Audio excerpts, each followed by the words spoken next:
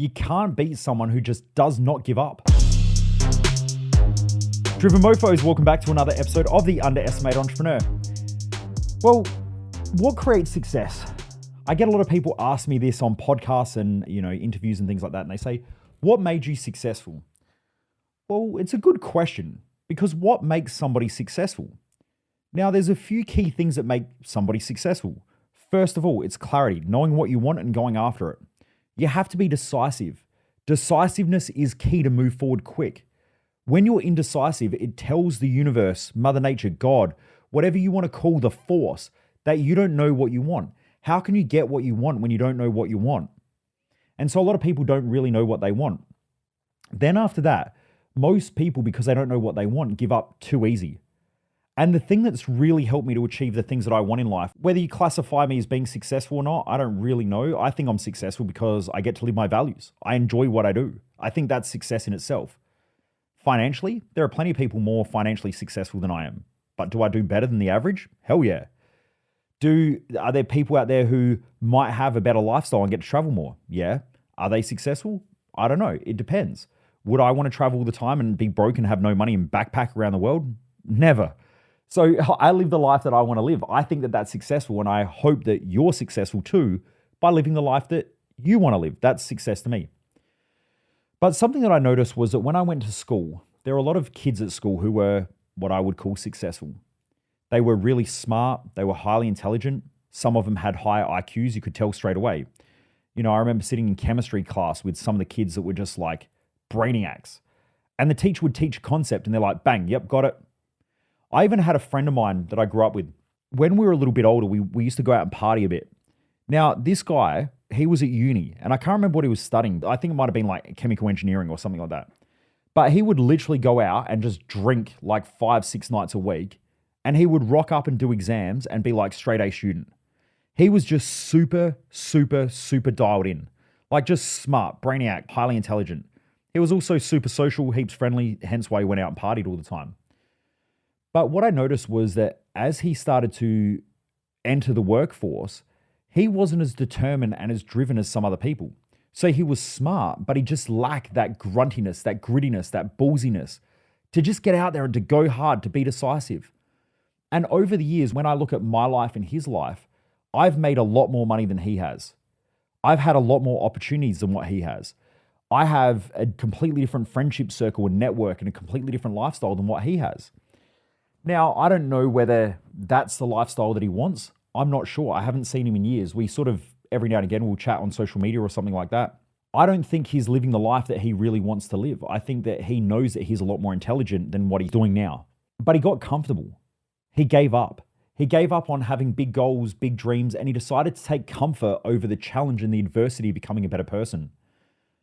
In my life personally, I will take adversity any day of the week over comfort. Now, I used to take comfort over adversity, but the problem is that when you get comfortable, it automatically creates adversity. So the more comfortable you become, the more adversities you start to create. You'll start to have health adversities. You'll start to have mindset adversities and mental health problems. You start to have adversities around money and finances. You start to have relationship adversities. You can have business adversities. So these things happen in order to force growth. Now, I don't know too much about his life. I know that when I see him on social media, he's normally out drinking on a Friday afternoon with friends, and it looks like he's enjoying life. But I don't really think that he's enjoying life. He's just living that monotonous life that most people live. And it's very predictable, work, Monday to Friday, drink on the weekends, watch a bit of sport, back to work on Monday. Now, this was the guy who was highly intelligent. He could have been like a fucking rocket scientist. He could have taken over companies. He was that smart. But what was the difference? It was the fact that I don't give up. I don't lay down. When it comes to staying determined and driven over a long period of time, I'm that fucking annoying thing that just keeps coming back. Like I'm that annoying scab that just keeps growing and you think you've gotten rid of it and the next second I reappear again. I don't know whether that's a good analogy or not. Some of you are like throwing up in your mouth right now. That's not my intention. But what my point is that a lot of the people that I know who weren't the most intelligent people that went to school, they're the kids who are actually doing really, really well as adults. And maybe it's just because they learned how to deal with adversity. They had two choices in life. Maybe one of the choices was end up a piece of shit that gets nowhere in life, and some of them ended up down that pathway. Some of us, like me, looked in the mirror and said, I know that I'm better than this. And I know that people can't see my worth. And I know that people can't see my value. So you know what? I'm going for it. I'm going to push so fucking hard and I'm never going to give up. And I just kept working and working and working and working. And in fact, a guy who was a mentor who's run, multi-billion-dollar companies before, at my wedding, he stood up and gave a speech. And he said, I've known Michael for a very long time. And he's not the smartest business owner I've ever met. But holy shit, he's just like a pit bull. He just latches onto something and he just does not stop. He does not stop just biting that thing or dragging it around. And he said, I've watched his determination to want to make his business work. He's just muscled it into place. And that's the truth. I'm not the best business owner out there. I'm not the smartest business person out there. But what I've been able to do is I've used my muscle, my will, my courage, and I've just kept pushing and pushing and pushing and pushing and pushing until I figured it out. Remember, I was the kid who was put into special classes who was told that I had learning difficulties. And what I've ended up doing now is reading anywhere between 50 to 100 books a year minimum on average for the last probably 10 years. And I just kept learning and learning and learning, but I had to overcome a whole bunch of adversities, but I never gave up. And I can go into that, another time about how I learned how to read and stuff like that probably again. But one of the main things was that I had to change my beliefs around reading. Instead of sitting there going, I struggle to read, or I forget things all the time, or man, I forget everything. I had to change those beliefs. Now I tell myself when I'm reading, I remember everything that's important. And so my brain remembers and retains everything that's important. It seems so simple, but you make your brain work the way you want it to work. Because if not, you're not the master of your own destiny. You're a victim of your past history. And so I want you to make sure that if you're learning something, don't catch yourself reinforcing beliefs or affirmations that don't work for you. And an affirmation is anything that you reaffirm. So if you reaffirm that you're a dumb shit, you'll keep reaffirming that you're a dumb shit. Now, dumb shits get a certain outcome in life. People who say, oh man, I forget everything all the time. That's an affirmation. You're reaffirming the fact that that's what you keep doing. No wonder why your brain doesn't work properly. What I realized was that smart people sit there and they go, I remember everything I need to remember. I remember the names I need to remember. That's how they remember things. They will say things like, I get anything I want providing I'm prepared to work for it. That's what I believe. I believe I get anything that I want providing I'm prepared to focus and to work hard to get that thing. So you have to make sure that you're working super hard. Now, like I say to other people, I just go on, quit. So when I have business owners who come to me and they complain all the time, they bitch and they moan about how hard everything is, I'm like, go on, quit. Just quit. I know that your competitors want you to quit. Go and give up. Go and give up like most of the other people in your industry. Just give up. Quit. Go and quit on your marriage. Go and quit on your kids. Go and quit on your health. See what happens to quitters. And I watch them. If they're a bit grunty and they got some testosterone or they've got a bit of bitchiness in them, depends on whether they're males or females or whether they're masculine or feminine. But you just push those right buttons and you watch them, they just get that fire inside their fucking soul and they just want to prove a point. They're like, I ain't ever giving up. And I go, good, that's exactly what you need to get what you want. Don't give up. Right now, I'm 40.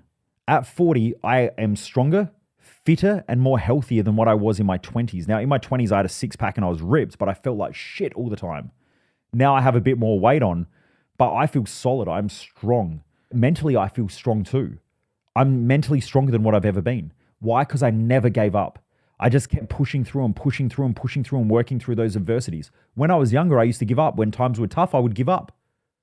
But that's probably the reason why I was put into special classes. It was probably the reason why I never really achieved anything when I was at school. I could have done really well at sport. A lot of the time, I just couldn't be fucked. I played football with 3 of the guys in my football team all went on to play AFL. And the majority of the rest of the people in my football team at school played SANFL. This is Aussie Rules football, played in the South Australian Football League, in either league, reserves, or I think at the time it was under 19s.